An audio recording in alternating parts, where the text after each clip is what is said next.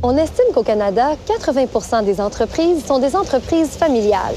Autrefois léguées de père en fils, les femmes sont de plus en plus nombreuses à assurer la relève. C'est le cas de Mylène Chaumont qui a acheté le groupe Sentinelle Santé des mains de son père. Passer d'employée à patronne représente tout un défi. Ruby en discute avec Mylène Chaumont et la professeure en entrepreneuriat Martine Spence. On sait qu'il y en a des entreprises familiales que c'est le nerf de la guerre d'essayer de sortir le paternel parce qu'il n'y a rien d'autre. Puis c'est une leçon pour moi, quand je vais être rendue là, de faire la même chose, parce que c'est vrai que ça doit pas être plaisant. Mon père avait toujours dit, quand j'aurais 51 % des parts, j'aurais les deux mains sur le volant. Puis c'est vrai, il me les a laissées.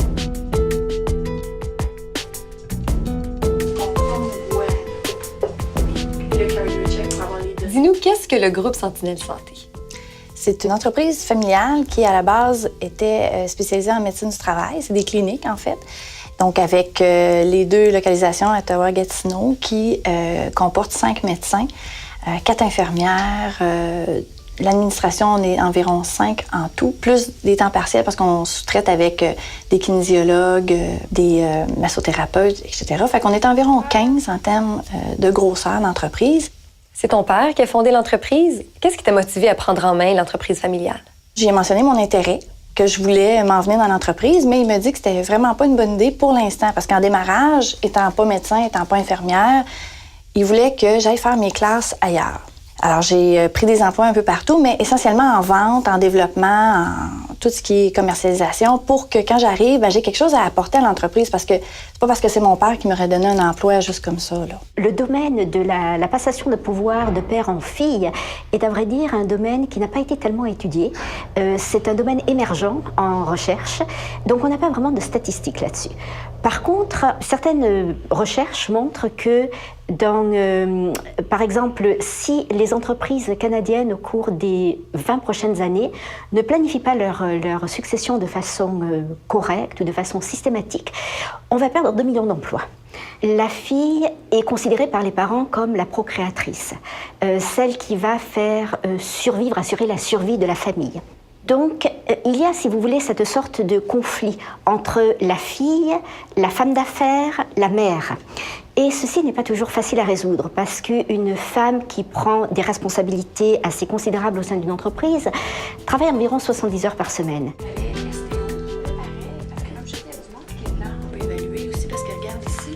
Advenant qu'il y ait la chicane ou peu importe, on arrêtait tout. Parce que ça valait pas la peine de perdre la relation qu'on a parents, grands-parents avec mes enfants, puis bon, tout ça, pour une entreprise. Puis on sait qu'il y a des chicanes, je veux dire, on se le cachera pas. On s'était fait dire par notre notaire qu'on avait eu un processus de relève exemplaire. Mais tout le monde a mis de l'eau dans son vin, là. C'était pas juste moi, c'était pas juste eux autres, c'était vraiment, on voulait que ça réussisse. Alors généralement, lorsque la succession se fait de père en fille, cette succession est assez harmonieuse parce que le père, par rapport à sa fille, voit en elle toujours la petite fille qu'il a vue grandir. Donc il a un rôle un petit peu protecteur par rapport à cette fille devenue femme d'affaires même. Donc généralement, cette relation est assez harmonieuse, beaucoup plus d'ailleurs que lorsque la relation est entre le père et le fils, parce que le fils voit en son père un concurrent. Il y a une enquête qui a été effectuée disant que 66% des entrepreneurs canadiens allaient prendre leur retraite d'ici les 20 prochaines années. Et or, uniquement 52% d'entre eux avaient planifié leur succession. Et donc, il faut environ 10 ans pour planifier une succession qui devrait être réussie. Moi, je pensais qu'on ferait ça en 6 mois, mais c'est pas réaliste parce qu'il faut prendre le temps, il faut donner le temps à les choses de se placer, mais aussi aux employés d'accepter, mes parents, qu'est-ce qu'ils vont faire, c'est quoi leur rôle, description de tâches. Ça prenait le temps là, nécessaire. Le 4 ans n'était pas trop, là. Au niveau du style de gestion, trouves-tu que ton style est très différent ou très semblable à celui de ton père? Je travaille en équipe, je veux avoir des partenaires, je veux pas faire ça toute seule parce que j'y crois pas, premièrement, là. Et j'ai des super mentors autour de moi qui me disent exactement, entoure-toi, va demander du support, de l'aide.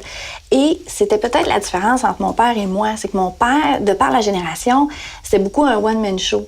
Ce qui fait que c'est un style de gestion vraiment différent, mais en termes de génération, je pense que c'est juste par le fait qu'on est différent, là, en termes d'âge aussi, là.